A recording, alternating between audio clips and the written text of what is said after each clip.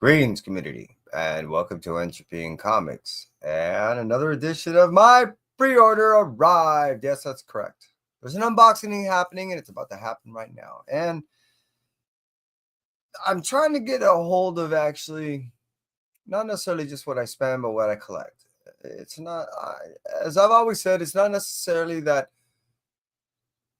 I have too many books as much as I just don't have enough room. That's what I like to say. So the unboxing is, what I'd like to be considered my new norm. It's about, I would want to say, around 80 books. It says 63 plus a few on top. So let's say maybe 70. Yeah, it's probably a better number. And of those, I don't have a whole lot of duplicates. It looked like there was only one or two, and then one spec buy of 3 books, and that was it. So, I mean, we might see 3 or 4 of the 2s and like 1 of the 3s, and everything else is single issues. I've been trying to cut it down to around 50 to 55 titles that I'm trying to read a month. It was up to around, I think at the highest point, I was doing about 105 different titles. So, yeah, that's just too much. So, hey, let me jump on into it. But prior to what said I do, I just want to say I appreciate you. I appreciate all those that cruise on through on the rewind, and especially those in which that drop a comment and or a like. If you do like what you do see and which that I end up showing to you, this is what I do. Please make the consideration to subscribe. Thank you very much. Let's move on. Let's jump on into the Ultimate Spider-Man issue number 16. This happens to be a 1 in 25. I really have been enjoying this Ultimate Spider-Man run of the Ultimate Spider-Man universe, something that, being a Spider-Man fan, I just easily gravitated to, and I'm really, really digging it. So, spare boards here. Okay, now, I just ended up buying this, and the reason being, which I already have in issue number 1, so I got to go and get this, hopefully signed pretty soon by Jeff Johns. But I ended up seeing Jeff Johns at a Barnes & Noble in Burbank, had a nice discussion with him, and he ended up telling me that there's some big things happening with Redcoat. So I want to end up jumping on at least another issue number 1, because I only have 1. Surprising, huh? I just want to ensure that I get another one and see if I can get that thing signed. Memorabilia, another blank card. Shooting blanks here, people. Just kidding. All right, well, that's actually kind of true. And okay, this is what I end up getting. I end up getting a full list, like looking like this and looking like that. It's right on here. There's 63 books. A subtotal of just under that. And yeah, it's on my average. I usually do around per book, prior and with the tax and all that stuff is around 30 to 40%. Usually averaging around, I don't know, 33 to 36. So that's why I end up doing not necessarily, about the majority of my stuff. However, when I go to my shop, I end up doing a pre-order there along with pre-orders that I do there. I end up doing the ratio buys. So I end up buying some of the books up that allows them to get the ratios, and then I end up buying those ratios if I can. So I just kind of have an understanding of my method and methodology behind my purchasing. So what I've been enjoying considerably is this Wolverine storyline. This has been a fun run. I really been digging not only the story, but the character that I wasn't familiar with in prior and which that I was reading the storyline. So I not only like the character and what it's doing, but the introduction to, well, this character right here, Hulk, along with the successive stories that are launching from this, in the sense of like the spirit of violence and all that. I really been liking where all of this hell stuff has been leading to, between the Hell Hunters, Wolverine, Spirit of Vengeance, leading to the Spirit of Violence coming out pretty soon. So yeah, I really been digging all this stuff. There we go. So yeah, I knew that this would be something, so You're like, wait, you said that there would only be 3 of stuff. I end up, like I said, making a purchase of the cover A and over at the local shop and one of the variants. That way, like I said, I'm supporting more than just buying out all the hot books and spec books from them, as much as I am supporting by buying the regular stuff from them. What is this? Oh, an ash can that I made purchase of. Captain Planet, just in time. Which is a separate show altogether. And if you want to know what that means, go ahead and look at the David Bohr stuff that I end up getting signed by him with the Captain Planet and all that Planeteers and stuff. I end up saving all those backing boards because when I end up doing my shipping, I put backing boards on the base and on top, and sometimes in the center to reinforce the whole stack. It's just my practice. Godzilla, Fantastic Four. You're gonna start seeing these crossovers. Moreover, and down the road, you're going to see a lot of Godzilla. This is going to be a heavy Godzilla year. You're going to see, like I stated before, not only crossovers, but Godzilla take over America. You're going to see them in at least 5 different cities. And then along with that, you're going to end up seeing some more Godzilla launching out in June, July, and August. So if you're a Godzilla fan like me, you're going to be pretty happy. Put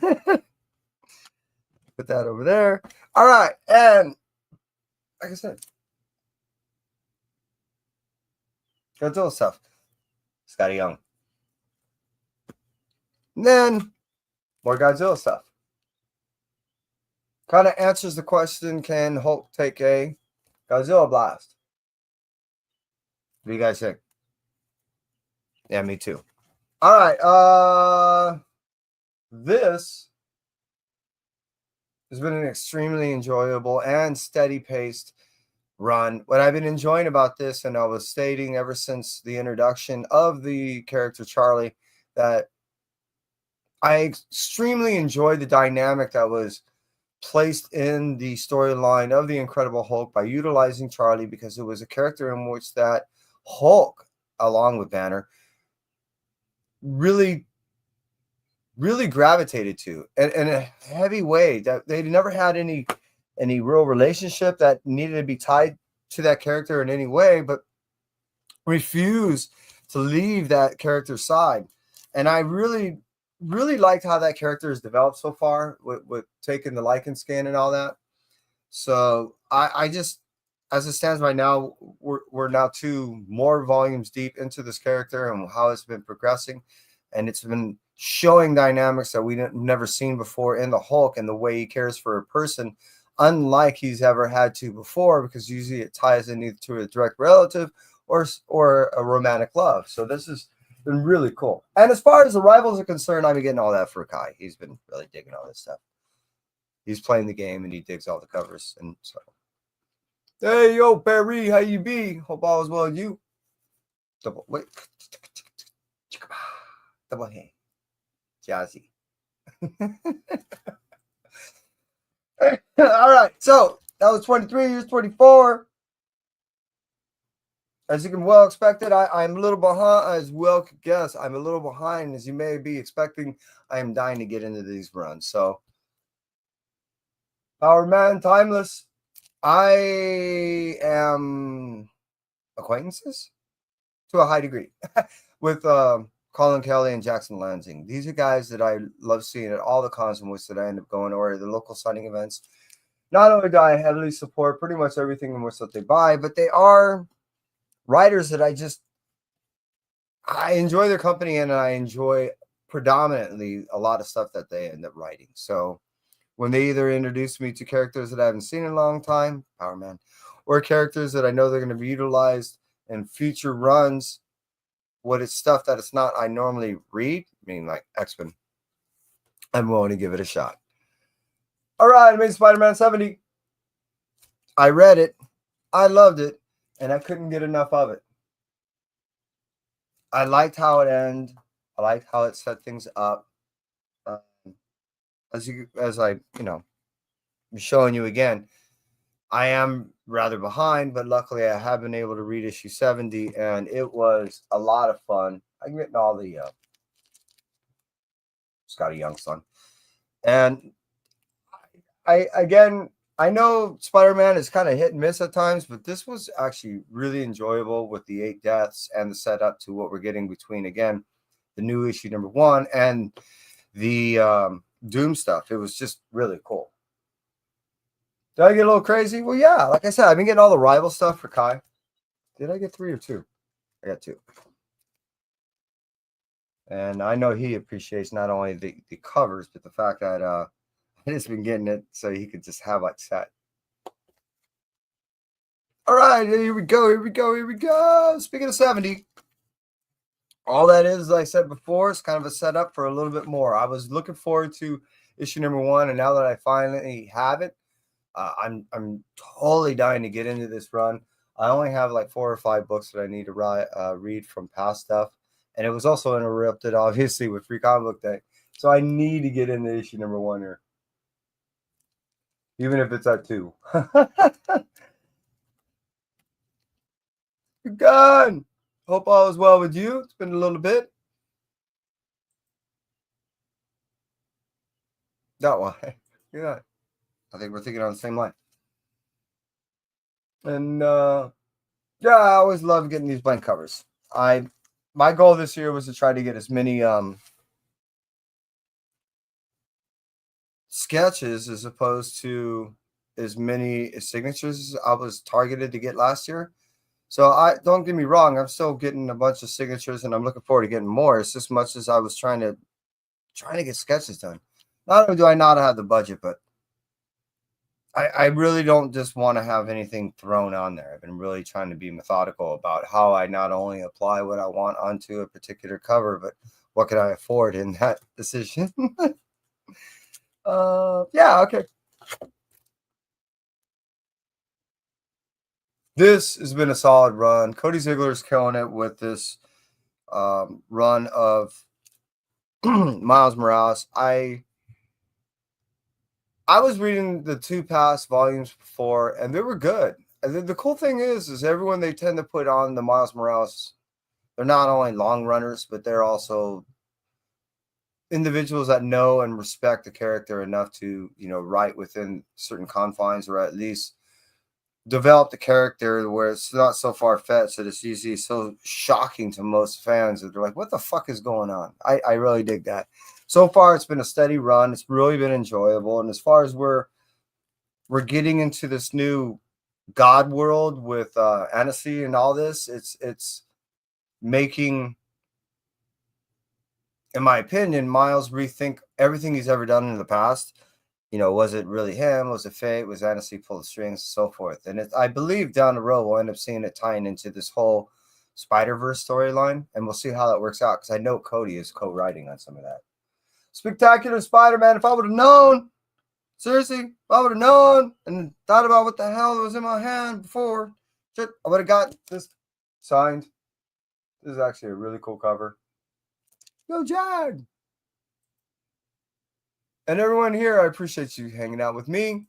I end up seeing Greg Weisman, and I wasn't thinking I had this. Like, really, this would have been a cool cover to have him sign. Damn it. So, anyways, back to this. Greg has really been killing it with between writing some of my 2 favorite spiders that there is in the Spider-Verse. This has been a very enjoyable series. The fact that we end up having 2 Electros fighting over the namesake, and how they've been partnering together really has been testing not only the partnership of both Miles and Peter, but it's been stressing on them how much they really need to rely on one another and not just be independently together, if that makes sense. And by doing so, it strengthens them as not only as individuals, but them working together as a team. It's been really cool, really fun. And now that we're getting, Lizard, yeah, I can't say enough. I've really been enjoying what Weisman's doing. It's just been awesome. So now also, and he's been, what the fuck did he just end up releasing? Oh yeah, he ended up doing the Gargoyles. That one chick, and I can't remember her name. And that was a cool read though. Even Demona. Yeah. So anyways, also another one. Everyone knows that I am a massive Spider-Boy fan. Now, out of this character, which people, especially in, 2 years ago now, the first introduction. When they first ended up seeing this character, had many doubts, had much to say, and now here we are today with characters coming out of this. We have a Spider Girl storyline that I believe is going to be an ongoing story. This should be arriving relatively soon. That I am so much looking forward to. Also, we end up seeing this character established at annuals within the Marvel Universe and other characters and already working together and other stuff that is relatively, I don't know, solidifying this character into the Marvel Universe. And it doesn't seem like this character is going anywhere anytime soon. Loving Spider-Boy. Totally loving it. More Ultimate Spider-Man. I need to put that over here. As you see, I had a 1 of 25 of the issue number 16. This is just a set of cover of issue number 15. This is so much fun. I'm loving the interaction within the family and how they've all taken upon themselves to honor the traditions of Spider-Man. You know, I mean, it's in their own unique way and to their own degree. And it's just, I don't want to ruin, you know, how totally where the son resides, but as if you look in your top 20 on the Key Collector, yeah, you'll see. It seems like the public is responding well, at least monetarily speaking. All right, here we go. Ultimate Wolverine. Now, aside from the actual Ultimates, just the book itself that kind of ties everything together as a hub, this is probably my second favorite. Falling behind. So would this be considered 2.1, not necessarily 3? Ultimate Wolverine is freaking awesome. The fact that we get this reversed order on how we, you know, perceive these characters between Sabretooth and Wolverine. Now the new agreement and what's that we end up learning in issue number 6? Shit, is that where we're at right now? Oh my god. There's so much that is going on that is just turning this whole world upside down that we thought we knew in the Marvel Universe. And it's so enjoyable because it's characters that we know, but in ways in which that we never really saw them in the reflection of the Marvel Universe before, how it all ties together with this Doom stuff. And again, Doom, it's ramping up. We're in month 5. We're essentially around 5 months away, 4.5 months away to where all hell breaks loose. I'm just saying. And we get a lot of that information by reading the Ultimates. So if you're not reading the hub of everything, you're probably getting a solid understanding of what's happening. But again, this ties everything together. Highly recommend it if you're not reading it. Since Doctor Strange had to forfeit his Sorcerer Supreme powers to Doctor Doom, Doom is creating havoc. I just don't even know how to put it any other way. So that forced Doctor Strange alternative methods to obtain magic power to be able to challenge for his Sorcerer Supreme powers back down the road. So he was forced to go to Asgard, and he's kind of trying to gain powers on a whole different way, in a whole different realm, to be able to challenge enough and get enough backing to be able to regain his Sorcerer Supreme status. Yeah. Immortal Thor. Issue 22.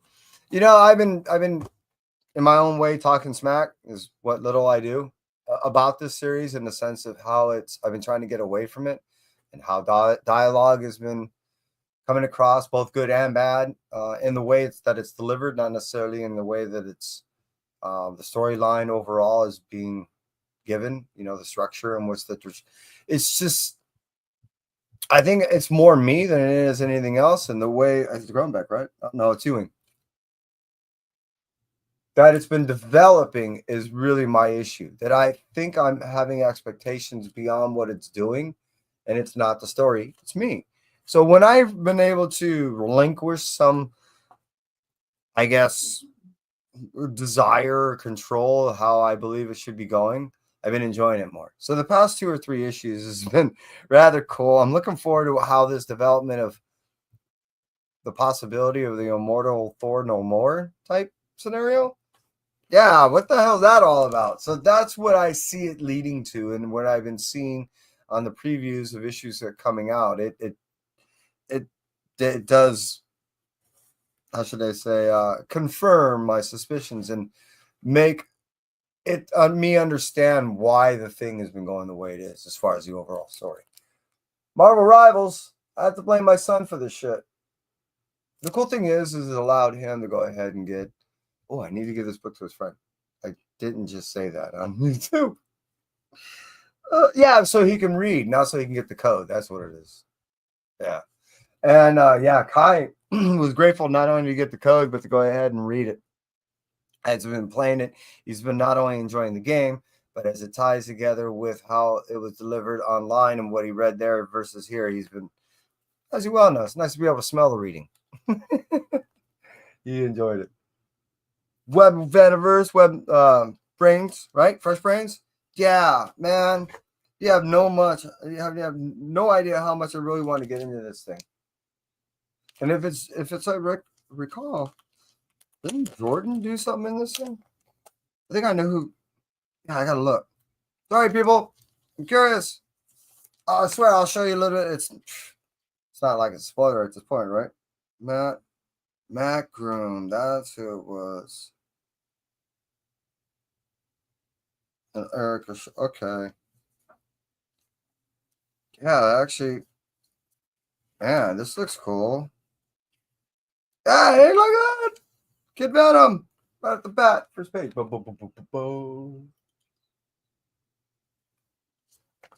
Sweet.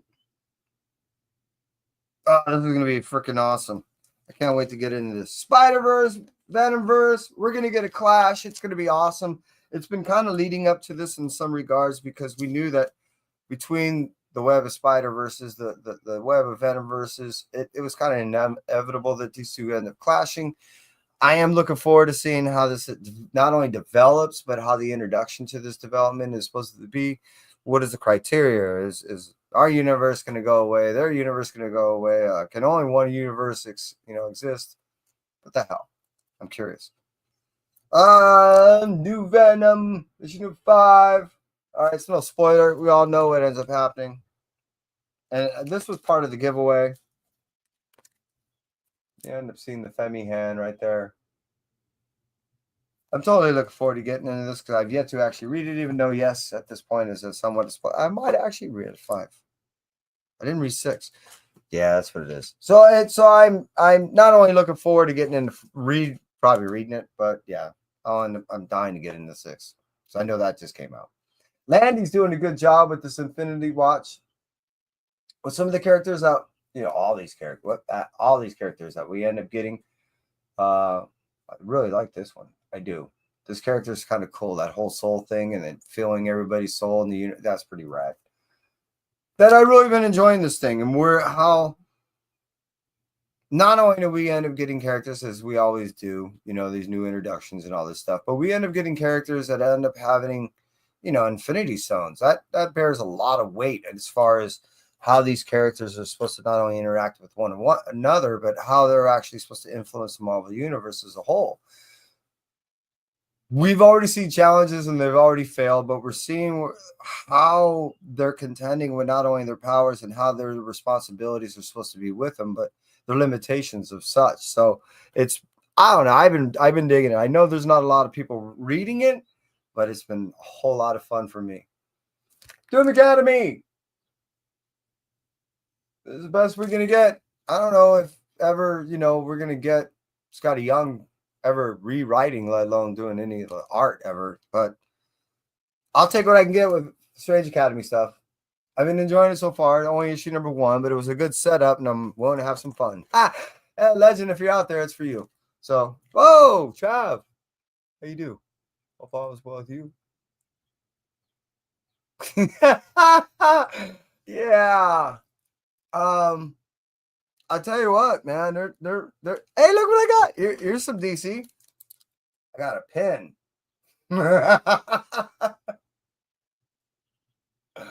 That might be one of only 2 pieces of DC in there. Sorry to say. Sorry. I did get rival stuff. I know it doesn't constitute. Like I said, Kai's really been digging the stuff. He's really been liking the characters, the game. You know what? I'll tell you what, Trav, just for you, I'll bring out a DC book. How's this? Does this count? That counts, right? This, all right. Sonic fan? Yeah, I played the game. Was I a massive Sonic fan? No, my son was. And my half brother, yeah, he rocked the game. Point being, you put Sonic in the DC universe, or I'm buying a DC book. I'm not trying to talk too much smack about DC, but obviously I just kind of did. So yeah, fuck yeah, this has been so much fun. If you're not reading that, either you are never really were a gamer or you have no appreciation for a whole lot of fun and crossovers. I'm just saying.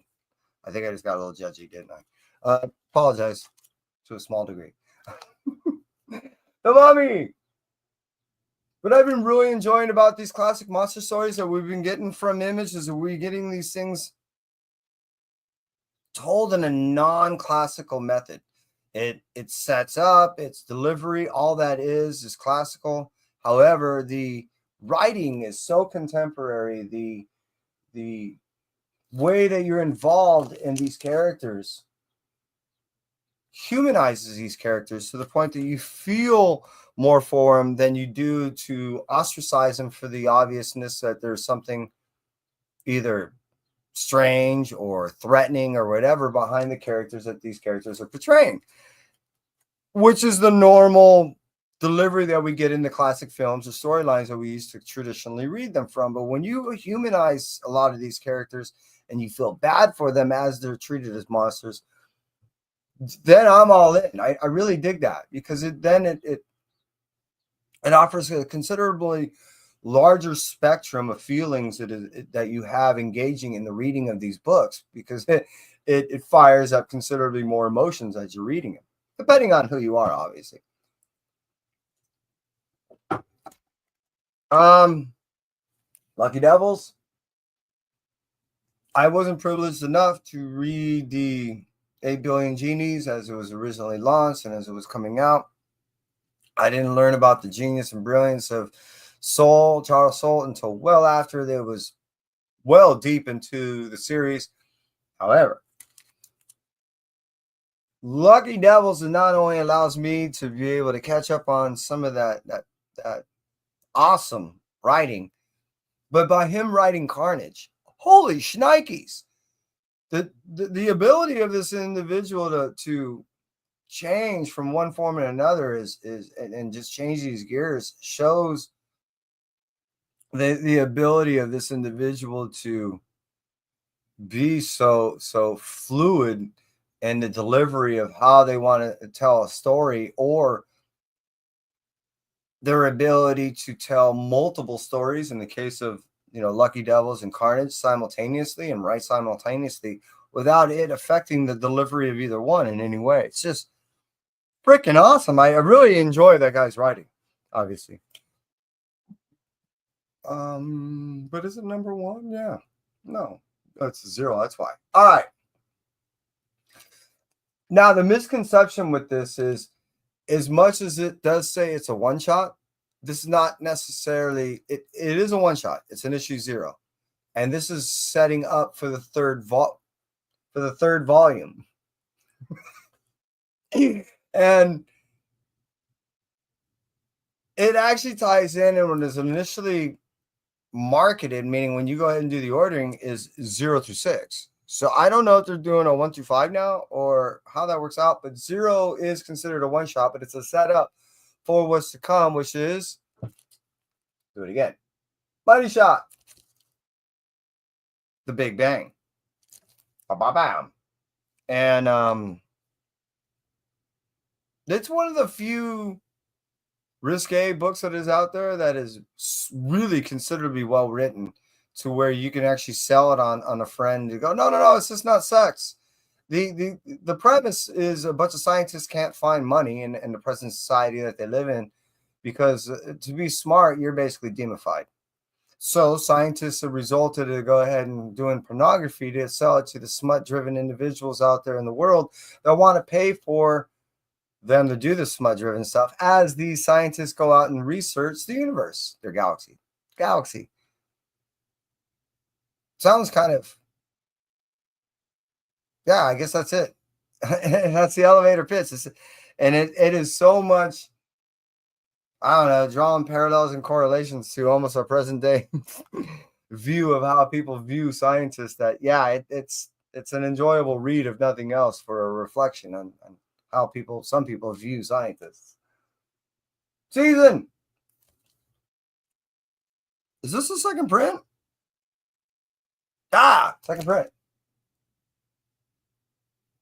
Hey, but how you doing? I didn't want to miss you guys. Hope you're well, and I appreciate you both being here. Seriously, thank you. Happy Saturday to everybody.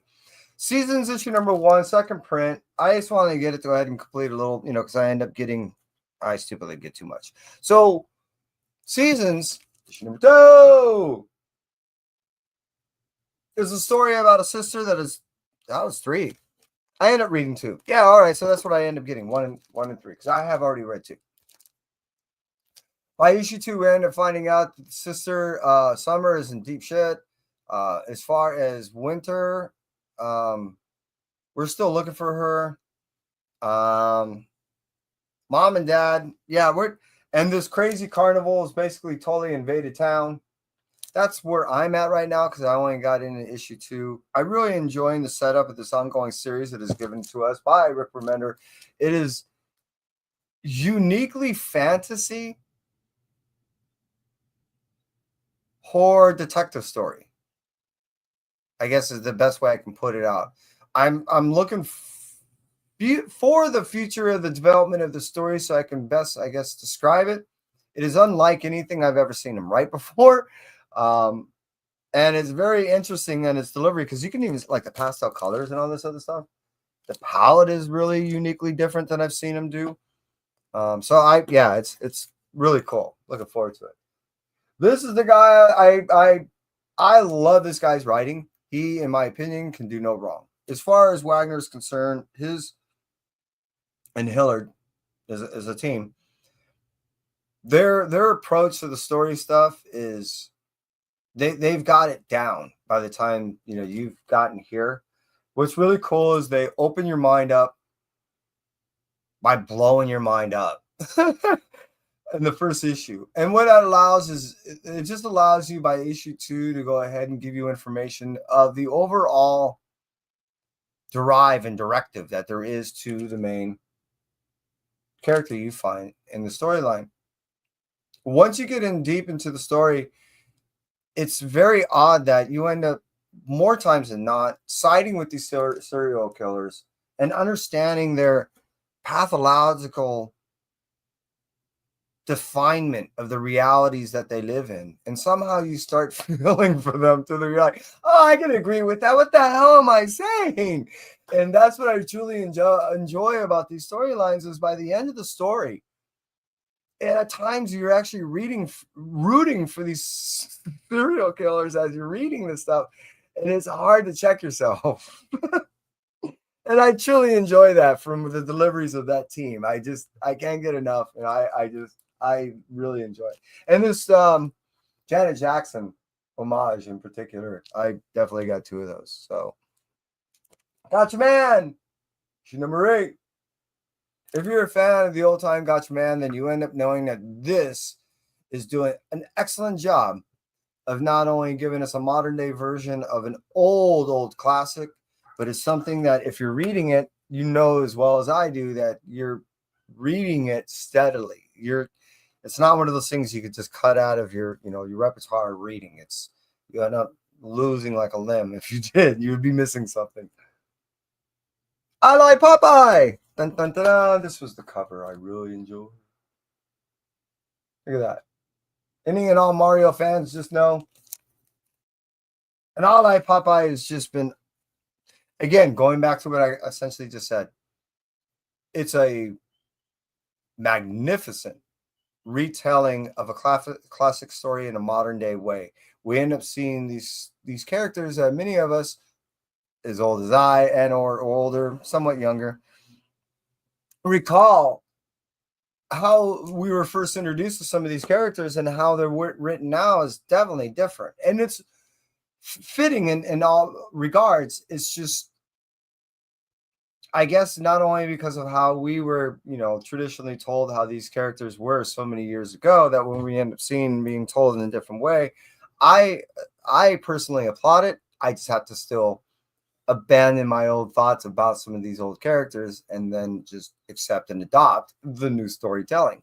It's fun. It's cool. The only issue I had with issue number 1 was my eyes are too old and I couldn't read it.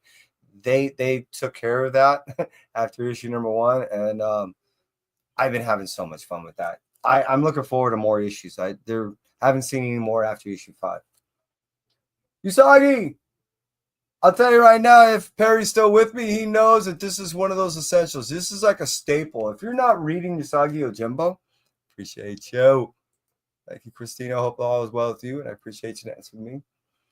That if you're into independent stories, if you're into classic folk stories, if you're into traditional and almost feudal Japan style storytelling of folklore, then this is for you. This will end up getting, if you allow it to gets you into moral and ethical states of storytelling, along with just touching on or even, paying homage to a lot of traditional Japanese stories and or folklore tales. And they keep pulling from a lot of Japanese storytelling, anywhere from around 800 to all the way up until around 1900. Around that time period, in all those centuries, they will grab aspects of some of the storytellings of monsters and onis of the time, but they always end up twisted into a way that it is not only enjoyable to read as a journey, but more times than not, you end up kind of, if you allow yourself to grow a little bit as a person too. So it's really kind of cool when something like that comes from a bunny. All right, speaking of animals, Teenage Mutant Ninja Turtles, Night Watcher. All right, no mystery now. Ever since finding out that Jenica was working with this living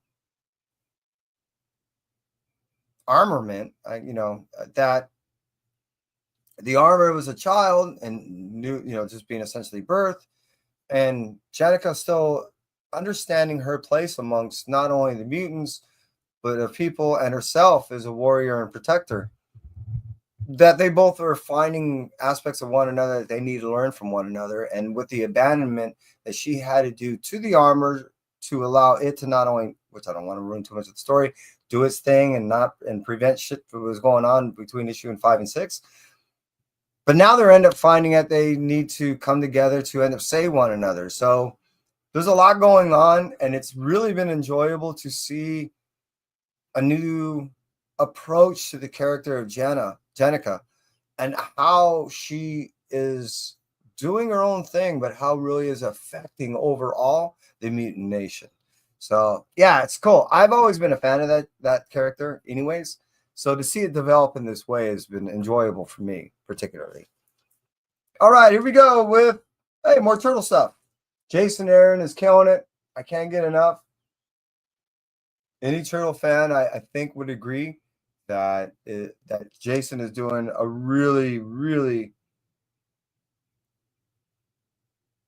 organized, objective style of writing to these characters. He has a timeline and an understanding of what he wants to achieve in a particular line. It's been on time. It's been very well paced. I can't say enough about the art. And as far as the interaction between the characters, that many times you're scratching your head or you feel pretty bad about a couple of characters because of their mental state. Everyone's dealing with their own little demons still. And we're seeing that slowly them working with one another as opposed to continuously fighting, as we got in the first 5 issues. So, which is good news. Mark Miller, ever since signing his partnership with the production companies, he's been pumping this stuff out. Now, I've been liking the conceptual ideas that he's been doing. A lot of the stuff. With my own small, I'm going to be as diplomatic as possible. Complaints is what I'm noticing is some of the same, how should I say, delivery. We're not getting much dynamics or diff forms. All we're getting is iterations of stuff kind of people did, and we're not getting him to stamp his own originality on it. And what we're getting is, as far as the delivery of a lot of the dialogue from the individual characters that would deliver it in ways that we would believe, it almost seems like it's all being delivered by the same person, but they just draw different characters to represent different people. So there's not much, if that makes sense. There's no, it just seems like it's getting a little cookie cutter is what I guess my complaint. But conceptually, between the Vatican, nightclub, what we got with the Big Bang, this stuff is brilliant. Truly, in my opinion. It's just, it seems like he's it's like it's all been written and he's not coming back and rewriting his stuff, and the editor's not giving any solid critique to allow him to offer a little bit more. I don't know. And please tell me if I'm right or wrong. It just feels that way. But I've been enjoying it. I've been buying it. But that's my only complaint. As far as on the reverse, Geiger has been, holy shnikes. We're seeing this chick. At first, we were thinking she might be able to help. We're seeing that she has definitely a dark side. We do see a particular professor being held captive. Don't want to get too much on that because we're still, depending on where you're reading. We're learning more about that, and I think we're going to end up getting a lot of answers in this issue number 13 between not only her objective, but how this is going to work out, hopefully for the benefit of Geiger. Red coat! All right, do I got Ghost Machine fans out there? Raise your hand.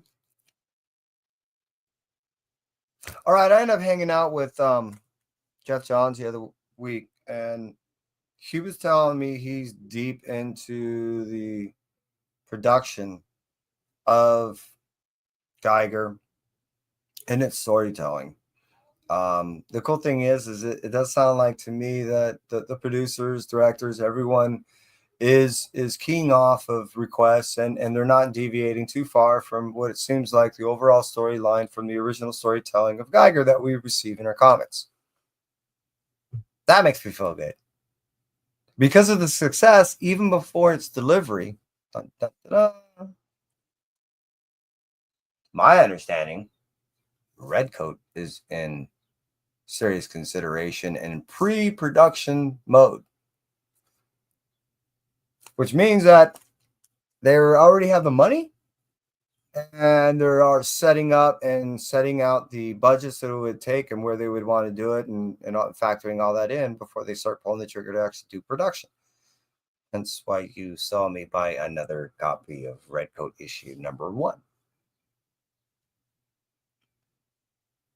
Comic news, you heard it here. Just saying. All right.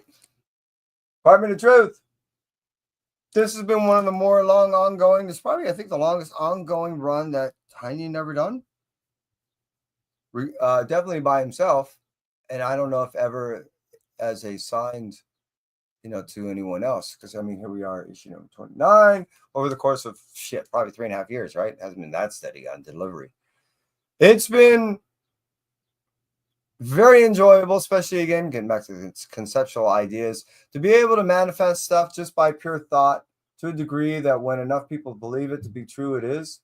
That's it's a very Zen, in a very profound way, too. Also, that stated, wow, I really been enjoying, again, the idea, the concepts, the conspiracy theories, the fact that they've been introduced ideas, or the fact that they've been able to engineer explanations of why certain things came about and put them into the book. It's been, if nothing else, interesting and enjoyable because of the like I said, the integration to some of these things that some of us do believe to be true, some of us believe to be funny, and they're part of the book.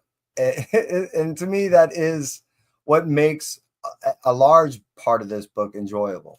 The individual characters that are in this book does also offer a large attraction because of their, the most of the time you're reading this going, what the fuck? And that is a large attraction. I ended up learning that James, he is going to be doing a signing event for his new exquisite, what is that thing? Exquisite Killers? I think that's what it's called. Near me, however, only 50 people got lucky enough to be selected to be able to go. I wasn't one of those things. I'm looking forward to not only the release of that book, but I'm looking forward to, again, I like seeing individuals that can express multifacets of their ability to write. And this to me is something a little bit different than I've ever seen him do because of the direction that it's going. The idea behind this, meaning the Exquisite Killers, and I know I slightly deviated, is that it's a setup for a game. It's going to be a board game. And when you buy cover E, I think all the way through, and that polybag, you end up getting a card that will be exclusive to the game that I think can only be found in that cover alone. So really, that's what we're not only getting in a decent story that I have been privy to be able to read some of it, but we're really, it's a setup to a game. So I want to meet him and talk to him, but all right, moving back on to my other book. This is a book that I find kind of rather interesting. This is Hannah Rose May's first delivery by herself. She's an actress here, local area. The first issue was a double issue launch. They didn't want, meaning at the IDW, to have a 6-issue miniseries. They made requests that if she just take issue 1 and 2 and slam them together and have a 5-issue mini. She complied, and here we are with something that is a story that I've never read. It is definitely a combination of some stories that we've read before. When you take a possession of an individual, but when you go ahead and mix it in with the presidency, you end up with a story that is definitely unique, very unique, written by Hannah. This is something I've been enjoying. It took issue number 1. It took a little bit for me to get through. It seemed like it was a little bit thick and long in that whole tooth. But by issue 2, you understand why that setup was. By issue 3, it is definitely to get to here, I believe, to issue 4. Seems like issue 3 and 4, that probably could have been written as a double. Feral! Oh my God, this is one of my most favorite freaking stories of all time. Aristocats, Walking Dead, slam together, and oh my God, this thing keeps pulling on my heartstrings. These cats got my love. I feel so bad for them in this post-apocalyptic mini little hell that they have to live through in their own little town of this rabid area. It is horrific, but they think they may have found friends at the pet. It's referred to as a pet sanctuary, but it was actually an old pet mart. And they're hoping that this might be able to allow them a place to rest, a place to eat, possibly a place to sleep, without being ripped apart by the rabid savages that are outside. So, yes, Feral has just been awesome. 20 Fleeks has been killing it, and I can't get enough. Teenage Mutant Ninja Turtles and Naruto. I have no idea who this character was before this book. Heard of it, saw the run thing, seen the memes, had no idea what was going on. Son told me a lot about it, and when I end up seeing who was writing it, it's Golner. I end up having to buy this thing. I'm a sucker for crossovers anyways, so it was a good introduction for me to go ahead and see what this character is like, especially with characters that I already know. And so far, this is a must-read for anybody that likes either one of these characters. It's just my opinion. Yo, Callie, how you do? Hope all is all well with you. And to everyone that's hanging out with me, we're so close. Why? This is it. Last book. Transformers issue 19. This along with oh, that was essentially it, right? Oh, that G.I. Joe came out right before. Those are the last two that books are set up right before the whole Energon universe launched for Free Comic Book Day. That is essentially hitting another reset button. That is a jumping on point. Also, it is now starting to establish to the point that we're all converging to, where we get the ultimate crossover. I am not going to say when, but it will happen before the end of the year. We are, I think, only 3 months out that we're going to end up. I think it was October, we're going to end up getting a nice introduction. We're going to end up seeing crossover stuff starting to happen and setting up. And the cool thing is it's not going to be rushed, and it's not holding back either. It wants to structurally allow you to understand how interdependent each one was upon one another, but they wanted to tell these stories independently. I have been able to talk with Williamson there, right, and Johnson, and I have yet to talk to Kirkman. But I knew what they were doing in the setup of the storyline. They wanted to show you how, yes, independently these stories can be told. But you're not going to find out how much interdependent these stories really were until you get deep into the second 2.0, this Energon universe, which will put us towards the end of this year. Anyone that's reading right now, the main three, the Energon, Transformers, Void Rivals, or G.I. Joe, you can still jump on right now. And you don't necessarily have to read anything in the past. You'll just get a considerably more in-depth understanding of how all this transpired. I am loving this. I can't get enough of it. I used to see some of this stuff as a kid. None of it was tied together in any way. And I really didn't understand, even though, yes, G.I. Joe was fighting Cobra, I really didn't have an understanding of the overall directive. Yes, I knew they were trying to take over the world, but it just, I don't know. Same thing with Transformers. You know, after a battle and a battle and a battle, you're like, wait, the whole idea was to be able to return to, you know what I mean, their own planet and to garner enough power and all that to be able to reestablish Cybertron. When we see that right in as established itself that the overall goal, still right in the introduction of some of that stuff, you get that in the first volume, but you don't need that in the second. That's the goal. I know I've taken up your time, and I appreciate everyone being here. I'll show you one of the last things I got from the comic book. More Doom stuff. Just had to get it.